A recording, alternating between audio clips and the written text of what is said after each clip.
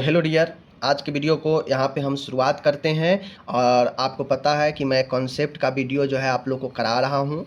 एक कॉन्सेप्ट के video particular जो है चीज़ें के बारे में डिस्कस करते हैं हम लोग, और एग्ज़ाम के पर्पज़ से, नॉलेज के पर्पज़ से काफ़ी महत्वपूर्ण होता है, जहाँ से अंदर से क्वेश्चन आपको पूछे जाते हैं। ठीक है ना। चलिए देखिए, आपको मैं आज जो ले चलता हूँ वो आपको कुछ चीज़ें के बारे में यहाँ पे समझाऊंगा। जैसे टाइप्स ऑफ जॉइंट जो होता है, जॉइंट के बारे में तो आपसे अक्सर पूछ लिया जाता है बॉल एंड सॉकेट जो है किस प्रकार के जॉइंट है और वह कहाँ कहाँ पाया जाता है। एग्जाम्पल पूछ लेगा, इनमें से बॉल एंड सॉकेट जॉइंट इनमें से किस में पाया जाता है, हिंग जॉइंट किस में पाया जाता है, ग्लीडल जॉइंट किस में पाया, पाइवोट जॉइंट किस में पाया जाता है। तो इस प्रकार के मैं आपको आज जो है बहुत सारे, इसके अलावा भी मैं बहुत सारे कॉन्सेप्ट क्लियर करूँगा। तो चलिए वीडियो को करते हैं शुरू। सबसे पहले आपको एक चीज़ समझ में आना चाहिए। देखिए, आपको अगर आपसे एग्ज़ाम में पूछे कि बताइए फाइब्रस जॉइंट कहाँ पे होता है, फाइब्रस जॉइंट कहाँ पे होता है, समझ गए, तो आपको सीधा बताना है फाइब्रस जॉइंट जो होता है यह खोपड़ी में पाया जाता है। कहाँ पे? खोपड़ी में। खोपड़ी में, खोपड़ी में, खोपड़ी के जो हड्डी होता है उसके बीच में जो जॉइंट होते हैं वो फाइब्रस जॉइंट होते हैं। बात समझ लीजिए। तो ये हो गया आपका। ठीक है। अब आपसे पूछेगा कि भाई बताइए कार्टिलेजियस जॉइंट कहाँ पे होता है। कार्टिलेजियस, अब एक मैं बता दूँ, ये जो फाइब्रस जॉइंट है इसमें कोई मूवमेंट नहीं होता है, समझ गए। अगर आपसे पूछेगा कि इनमें से किस जॉइंट में मूवमेंट नहीं होता है और ऑप्शन अगर फाइब्रस है तो फाइब्रस जॉइंट में कोई मूवमेंट नहीं होता है। ये बातें ध्यान में रखिएगा, क्योंकि खोपड़ी में कौन सा मूवमेंट होता है, खोपड़ी में कोई मूवमेंट होता है, हिलता डुलता है नहीं, तो फाइब्रस जॉइंट आपके नो मूवमेंट वाला होगा। ओके। आगे आता है अपन कार्टिलीजियस। ठीक है ना, कार्टिलीजियस। ठीक है, कार्टिलीजियस जो आपका ज्वाइंट होता है माय डियर, एक कार्टिलीजियस ज्वाइंट जो होता है ये आपके जो है क्या होता है, इसमें मूवमेंट अलाउ होते हैं, इस जॉइंट में मूवमेंट अलाउ होते हैं। ठीक है, लेकिन जो साइनोवियल जॉइंट में जिस प्रकार से मूवमेंट होता है इसमें नहीं होता है, साइनोवियल से कम होता है कार्टिलेजियस में, समझ गए। कार्टिलेजियस जॉइंट कहाँ कहाँ पे मिल जाएगा आपको, तो देखिए जितने भी वर्टेब्रा है, आपका जो वर्टेब्रा है ना, वर्टेब्रा, उसमें कार्टिलेजियस जॉइंट मिल जाएगा, समझ गए। सिम्फेसिस प्यूबिस जो है, सिम्फेसिस प्यूबिस जो है इसमें आपको मिल जाएगा कार्टिलेजियस जॉइंट, समझ गए। उसके बाद एस्टर्नम और मैनुब्रियम के बीच में मिलेगा, समझ गए। जो एस्टर्नम होता है और जो मैनुब्रियम है इसके बीच में जो है आपको यह जॉइंट मिलता है। बात समझ रहे हैं। ठीक है। एपीफाइसिल प्लेट में मिलेगा, एपीफाइसिल प्लेट में मिलेगा। तो बेसिकली याद रखिएगा कार्टिलेजियस वर्टेब्रा में, सिम्फेसिस प्यूबिस में और एस्टर्नम और मैनुब्रियम के बीच में। तो ये याद रखिएगा कार्टिलेजियस जॉइंट कहाँ कहाँ पे पाया जाता है। देखिए लोकेशन पूछता है और दूसरी चीज़ें इसमें होने वाले मूवमेंट पूछेगा। ठीक है। अब हम लोग चलते हैं साइनोवियल जॉइंट के बारे में। ठीक है, तो साइनोवियल जॉइंट के बारे में हम लोग यहाँ पे पढ़ते हैं। साइनोवियल जॉइंट के अलग अलग प्रकार हैं, समझ गए। साइनोवियल जॉइंट का अपना अलग अलग प्रकार है, समझ गए। कौन कौन? देखिए जॉइंट बेसिकली आपको तीन प्रकार का, तीन मैंने बता दिया, फाइब्रस जॉइंट, कार्टिलेजियस जॉइंट और यहाँ पे आता है साइनोवियल जॉइंट। साइनोवियल जॉइंट समझ गए, बेसिकली तीन होता है। ठीक है, और इसमें काफ़ी ज़्यादा मूवमेंट जो है आपको पाया जाता है, इन बातों को ध्यान में रखिएगा। इनमें होता यह है कि इनमें जो दो हड्डियों के बीच में जो मूवमेंट होता है उसमें कैप्सूल पाया जाता है। ठीक है ना, और कैप्सूल होने से क्या होता है कि आपको यह जो है आराम से जो है क्या होता है, इधर उधर जो है मूवमेंट इसमें होता है, समझ गए। अब देखिए साइनोवियल जॉइंट का अगला जो है अलग, साइनोवियल जॉइंट में बहुत सारे जॉइंट है, जैसे ball and socket joint. Ball and socket joint पूछेगा कहाँ कहाँ पे होता है। ठीक है, तो ball and socket joint hip में होता है, हिप का जोड़। ठीक है, शोल्डर का जोड़। तो अगर एग्जाम में पूछे कि शोल्डर के जोड़ किस प्रकार के जॉइंट का उदाहरण है तो बॉल एंड सॉकेट। अगर ये नहीं देकर साइनोवियल देगा तो साइनोवियल राइट होगा, समझ गए। लेकिन ज़्यादातर आपको बॉल एंड सॉकेट ही देगा, हिप जॉइंट, शोल्डर जॉइंट याद रखिएगा, समझ गए। चलिए आगे बढ़ा जाए, अपन आता है हिंग जॉइंट, समझ गए, हिंग जॉइंट। तो हिंग जॉइंट के बारे में आपसे पूछेगा, ठीक है ना। तो जो हिंग जॉइंट होता है यह आपको, तो कहाँ-कहाँ पे जो है आपको ये पाया जाता है, ठीक है ना? तो ये पाया जाता है कुहनी में, कहाँ पे? कुहनी में, घुटना में, ठीक है? टखना में, समझ गए? अंगुलियों के बीच के जोड़ में, अंगुलियों के जोड़ में, समझ गए? तो ये यहाँ ये पाया जाता है कुहनी में, घुटना में, टखना में, अंगुलियों के जोड़ में हिंग जॉइंट आपको मिल जाएगा। बात समझ रहे हैं? चलिए आता है आगे आपका इम्पोर्टेंट है पाइवोट ज्वाइंट। ध्यान में देखिएगा, पाइवोट ज्वाइंट कहाँ पे मिलेगा? तो पाइवोट ज्वाइंट आपके सिर में मिलेगा, ठीक है? रेडियो अल्नर जोड़ में मिलेगा। कहाँ मिलेगा? रेडियो अल्नर जोड़ में मिलेगा, ठीक है? रेडियो अल्नर जोड़ में मिलेगा। तो ये अपन जो है पाइवोट ज्वाइंट का उदाहरण है। देखिए 1 से 2 बार, देखिए कोई भी चीज़ हमें क्यों नहीं याद होता है, दिमाग में क्यों नहीं बैठता है? हम एक बार देखकर छोड़ देते हैं। अगर 1 से 2 बार रिपीटेड करके देखेंगे तो ऑटोमेटिक दिमाग में आपको बैठ जाएगा। बात समझ रहे हैं? चलिए एक आता है आपका सैडल ज्वाइंट। क्या आता है? सैडल ज्वाइंट जो आता है, ध्यान में देखिएगा, सैडल ज्वाइंट जो होता है यह आपके अंगूठे के आधार पर होता है। अंगूठा जो होता है उसके आधार पर होता है। पहली मेटाकार्पल हड्डी और ट्रेपीजियम के बीच में होता है। तो सैडल ज्वाइंट अंगूठे के बेस पर होगा और जो फर्स्ट मेटाकार्पल बोन है और जो ट्रेपीजियम है उसके बीच में होता है सैडल ज्वाइंट। ओके, चलिए आगे है, इन सब चीज़ों को आप लोग देख लीजिए। अब आता है आपका ये ग्लीडिंग ज्वाइंट। कौन सा? ग्लीडिंग ज्वाइंट, समझ गए? ये ग्लीडिंग ज्वाइंट क्या कहता है? तो ग्लीडिंग ज्वाइंट क्या कहता है, देखिए यह आपके कार्पल्स और टार्सल हड्डियाँ जो होती है वहाँ पे ज्वाइंट पाया जाता है, वहाँ पे होगा।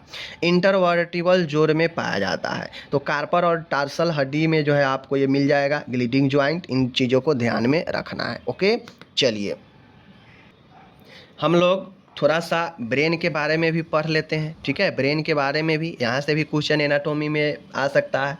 तो आपसे पूछेगा कि ब्रेन का सबसे बड़ा भाग, लार्जेस्ट पार्ट कौन सा है ब्रेन का? तो कौन सा होगा? सेरेब्रम, ठीक है? सेरेब्रम सबसे बड़ा पार्ट है ब्रेन का। ये दिमाग में बैठा कर रखिए, ठीक है ना? आपसे जो है आगे पूछेगा कि भाई बताए यहाँ पे कि जो अपना ब्रेन है, ब्रेन में जो एक झिल्ली से ढका हुआ हमारा ब्रेन है, मेनिनजिस, यह कितने लेयर में है? 3 लेयर में है। कौन कौन लेयर है? पहला है ड्यूरा मैटर, आर्केनॉइड और पायामेटर। ये 3 लेयर में आपके जो है ये मेनिनजिस बना है, ड्यूरा मैटर, आर्केनॉइड और पायामेटर। समझ रहे बात को? चलिए ये हो गया। अब यहाँ पे चीज़ों को देखिए, हाइपोथैलेमस जो होता है आपको रेगुलेट करता है बॉडी के तापमान को, आपके भूख को, प्यास को। ये कौन सब रेगुलेट करता है? तो ये सब जो है हाइपोथैलेमस करता है। एग्जाम में पूछेगा, hypothalamus is the right answer.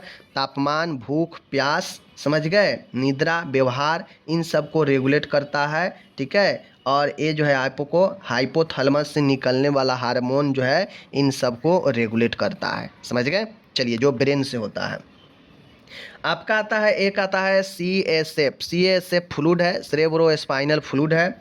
यह फ्लूइड क्या करता है? क्लियर वाटर फ्लूइड होता है जो स्पाइनल कॉर्ड और सेंट्रल कैनल में मिलता है, ब्रेन के आसपास और जो है स्पाइनल में, ठीक है? यह CSF फ्लूइड जो होता है सब आर्केनॉइड स्पेस में बहता है, ठीक है ना? सब आर्केनॉइड स्पेस में जो है आपको क्या होता है? फ्लो करता है। ओके, इन बातें को जो है ध्यान में रखना है। ये कहाँ से सीक्रेट होता है? फ्लूइड, CSF फ्लूइड कहाँ से सीक्रेट होता है? तो ये सीक्रेट होता है कोरोइड प्लेक्सेज में, ठीक है ना? कोरोइड देख लीजिए, कोरोइड प्लेक्सेज में जो है यह क्या होता है आपको सीक्रेट होता है CSF। ध्यान रखना है। ओके, चलिए आपसे एग्जाम में अक्सर पूछा जाता है कि ब्रेन का वह कौन पार्ट है जो रेस्पायरेटरी सेंटर को जो है रेगुलेट करता है, जो रेस्पायरेटरी सेंटर माना जाता है। तो रेस्पायरेटरी सेंटर जो होता है वह आपका कौन सा होता है? मेडुला, ठीक है ना? मेडुला ऑब्लोगेटा, मेडुला ऑब्लोगेटा, ठीक है ना। मेडुला ऑब्लोगेटा जो होता है रेस्पिरेटरी सेंटर है, याद करके रखिए, बहुत पूछा जाता है, समझ गए। अब उसके बाद जो है आपको आगे आता है parasympathetic system nervous system. Parasympathetic nervous system, यह रेस्ट, देखिए यह रेस्ट एंड स्लीप, यह रेस्ट एंड स्लीप तथा फीड एंड ब्रीड हेतु रिस्पॉन्सिबल होता है। पारासिम्पैथिक जो आपके सिस्टम नर्वस सिस्टम है, यह आराम, रेस्ट एंड स्लीप के लिए, फीड एंड ब्रीड के लिए जो है आपको रिस्पॉन्सिबल होता है, याद रखिए। हो सकता है आपसे एग्जाम में पूछ ले कि रेस्ट एंड स्लीप के लिए रेस्ट एंड स्लीप के लिए कौन रिस्पॉन्सिबल होता है, तो parasympathetic nervous system. Feed and breed के लिए कौन होता है, पारासिम्पैथिक नर्वस सिस्टम। समझ रहे हैं चर्च को। चलिए अब एक आता है ओथापारा, तो अब आता है एक सिंथेटिक नर्वस सिस्टम, ठीक है। सिंथेटिक, ये क्या करता है, ये क्या करता है, तो बॉडी के जो सिंथेटिक नर्वस सिस्टम है, इससे ही जो है फाइट और फाइट रिस्पॉन्स स्टिमुलेट होता है। Fight response, fight and flight, fight और फ्लाइट रिस्पॉन्स जो स्टिमुलेट होता है वह सिंपैथेटिक नर्वस सिस्टम से ही होता है, ठीक है। सिंपैथेटिक स्टिमुलेशन बढ़ने से होता है कि वैसो कॉन्ट्रिक्शन होता है तथा पेरिफेरल रेसिस्टेंस बढ़ता है, यानी बॉडी में जो वैसोकुलर है, जो बाहिका है, उसमें कॉन्स्ट्रिक्शन होता है, संकुचन होता है, सिकुड़न होता है, जिससे ब्लड फ्लो बढ़ता है, पेरिफेरल रेसिस्टेंस बढ़ता है। समझ गए चीज़ को। तो ये आपका जो है क्या हो गया, ये आपका ब्रेन से संबंधित हो गया। ब्रेन का वजन कितना होता है, 1300 से लेकर 1400 जो है ग्राम होता है, ठीक है, याद रखिएगा। पूरे बॉडी वेट का कितना % जो है ब्रेन का भार होता है, कमेंट कीजिए, आप लोग ये चीज़ें जान रहे होंगे। ब्रेन जो है सेंट्रल नर्वस सिस्टम CNS का जो है आपके पार्ट है, समझ गए चीज़ को। तो यहाँ पे हम लोग जो है ECG के बारे में थोड़ा सा देख लेते हैं कि ECG में जो अपन T वेव होता है, U वेव होता है, P वेव होता है, ये सब क्या होता है, ठीक है। तो इनको जो है चलिए हम लोग समझ लेते हैं, ठीक है। देखिए जैसे आपका ग्राफ है, ये समझिए ग्राफ है, ठीक है, ग्राफ है। तो ग्राफ में मैं बता दूं कि, जैसे मैं बता दूं कि देखिए यहाँ पे ये ग्राफ है, समझ गए, ये ग्राफ है। कुछ इस प्रकार से आप लोग मान लीजिएगा, समझ गए, ये मान लीजिएगा, समझ गए। उसके बाद ऐसे है, समझ गए, देन ऐसे है, फिर जो है आपके ऐसे है, और ये जो है आपको ऐसे है, ठीक है। चलिए ये समझ रहे, अच्छे से समझिएगा। यहाँ से क्वेश्चन जो है अक्सर जो है आपको पूछे जाते हैं, ठीक है ना, पूछे जाते हैं। तो ये फिर जो है आपको इधर आया, ठीक है, इधर आया, इधर आया, फिर जो है ये इधर से गया, और फिर जो है ये ऐसे आया, और देन जो है फिर ये ऐसे आ गया, ठीक है, ऐसे आ गया, समझ गए। अब इसका नाम है, मैं बता दूं, ये Q है, ये S है, ये R है अपन, ठीक है ना, और इसको T हम बोलते हैं, और इसको जो है हम लोग जो है P बोलते हैं। ये सब वेव है, समझ गए। अब आपसे QT समझ गए, शॉर्टनेस्ट ऑफ QT इंटरवल, यानी ये जो Q है अपन, और ये जो अपन T है, इसके बीच में बहुत ज़्यादा शॉर्टनेस आ जाएगा ग्राफ में, तो हम लोग जो है आपको यही जो है QT वेव हो गया। उसके बाद आपके आगे आता है QRS, ठीक है, समझ रहे हैं। P वेव यहाँ पे हो गया, समझ गए। PR इंटरवल मतलब इन दोनों के बीच कितना इंटरवल हो रहा है, अंतराल कितना है, समझ गए। इन बातों को ध्यान में आपको रखना है। तो ये जो है आपको होता है, समझ लीजिए। अब कुछ चीज़ें हैं जिसको मैं बताता हूँ। देखिए QT वेव जो होता है, Q और T, इसके बीच में अगर शॉर्टनेस आ रहा है, कम दूरी है, कम इंटरवल है, तो यह इंटरप्रेशन इसमें जो होता है हाइपरकैल्सीमिया, कुछ ड्रग, सर्टन जीनेटिक्स एबनॉर्मेलिटी, हाइपरकैलमिया, यानी जो रीजन बन सकता है कि QT इंटरवल में शॉर्टनेट का नज़दीकिया बढ़ने की जो कुछ चीज़ें हो सकता है, कैल्शियम का बढ़ना, कुछ ड्रग के कारण, जीनेटिक्स ऑर्गेनिलिटी के कारण, और हाइपरकैलमिया यानी पोटेशियम बढ़ने के कारण QT के बीच में जो शॉर्टनेट है, नज़दीकियाँ है, बढ़ती है, समझ गए। प्रोलॉन्ग क्यूटी इंटरवल यानी प्रोलॉन्ग मतलब क्यूटी इंटरवल में बढ़ना, दूरी बढ़ना, वो था शॉर्टनेस, अब यहाँ पे दूरी बढ़ना। तो दूरी जब बढ़ता है तो चूंकि हाइपरकैल्सीमिया के कारण शॉर्टनेट होगा तो हाइपोकैल्सीमिया के कारण दूर होगा। कुछ ड्रग के कारण शॉर्टनेट वहाँ पे था तो यहाँ भी कुछ ड्रग के कारण जो है शॉर्टनेट हो सकता है। कुछ जीनेटिक्स कारण भी बन सकते हैं इसको जो है प्रोलॉन्ग होने में, इंटरवल बढ़ने में, अंतराल बढ़ने में। समझ रहे हैं? चलिए अब आगे आता है, यहाँ पे मैं बता दूं कि फ्लैटनेड आईटी, फ्लैटनेड या इन्वर्टेड टी वेव, ये जो टी वेव है ये फ्लैट रहेगा। ये जो आपके टी वेव है ये हो सकता है सीधा फ्लैट रहे, समझ गए, सीधा फ्लैट रहे या इन्वर्टेड रहे, मतलब यह ऊपर से नहीं होकर नीचे से हो जाएगा। तो यह जो है क्या हो सकता है, क्या इसमें रीजन हो सकता है?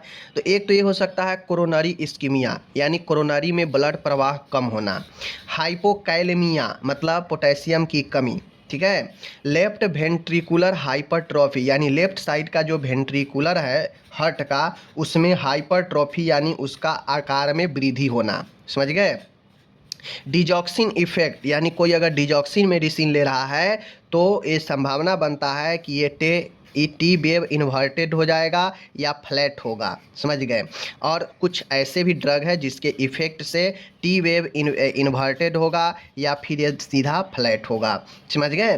तो टी वेव इंडिकेट करता है इन्वर्टेड और फ्लैट आपको असमानता को इंडिकेट करता है, बात समझिए, समझ गए। अब आता है hyper acute T wave, hyper acute T wave, ठीक है ना, हाइपर एक्यूट टी वेव, समझ गए। अब अगर हाइपर एक्यूट टी वेव है तो यह पॉसिबल है फर्स्ट लक्षण एक्यूट मायोकार्डियल इन्फारक्शन का, यानी टी वेव अगर एक्यूट से हाइपर एक्यूट है तो फर्स्ट लक्षण ये होता है मायोकार्डियल इन्फारक्शन का। Where T wave become more prominent या सिमेट्रिकल एंड पॉइंटेड, जहाँ पे टी वेव जो होता है बहुत ज़्यादा प्रोमिनेंट होता है, सिमेट्रिकल होता है एंड पॉइंटेड होता है, जहाँ पे फर्स्ट लक्षण हार्ट अटैक का दिखता है टी वेव के हाइपर एक्यूट होने से, समझ रहे हैं। तो इन सब चीज़ों को आप लोग समझ गए। आगे आता है पीक टी वेव, यानी टी वेव का पीक मतलब ऊपर की तरफ बढ़ना, समझ गए।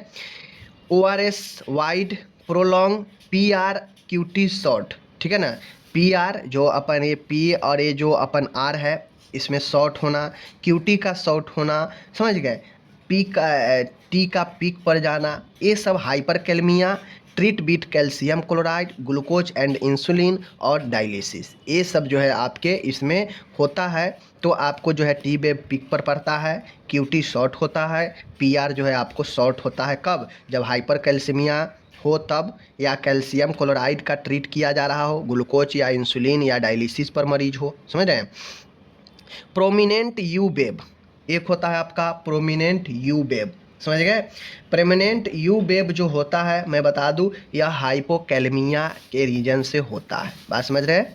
चलिए अब यहाँ पे कुछ आपको चीज़ें समझना है, मैं क्या आपको समझा दूँ। देखिए अगर ये टी वेव पीक पर होगा तो हाइपरकैलेमिया, टी वेव कहाँ होगा? पीक पे होगा, तो मरीज को हाइपरकैलेमिया का संकेत होगा, यानी पोटेशियम बहुत ज़्यादा बढ़ा हुआ होगा, ठीक है। टी वेव इन्वर्जन यानी टी वेव उल्टा होगा। देखिए टी वेव अगर ऊपर से नहीं जाकर नीचे से उल्टा जा रहा है तो समझिए मायोकार्डियल इन्फारक्शन यानी हार्ट अटैक, समझ गए।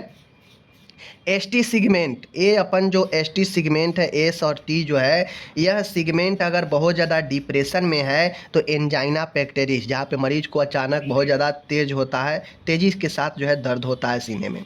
एसटी सिगमेंट एलिवेशन यानी बढ़ा हुआ, एसटी सेगमेंट जो है बढ़ा हुआ, तो अगर एसटी सेगमेंट में बढ़ा हुआ होगा फिर भी जो है आपको मायोकार्डियल इन्फारक्शन, तो मायोकार्डियल इन्फारक्शन यानी हार्ट अटैक कहाँ कहाँ दिखेगा? एस टी सिगमेंट में एलिवेशन पर, टी वेव के पीक पर, दोनों पर दिखेगा, ठीक है। तो बेसिकली इन चीज़ों को आप लोग को ध्यान में रखना है, ठीक है। चलिए हम लोग मिलते हैं अगले वीडियो में, धन्यवाद।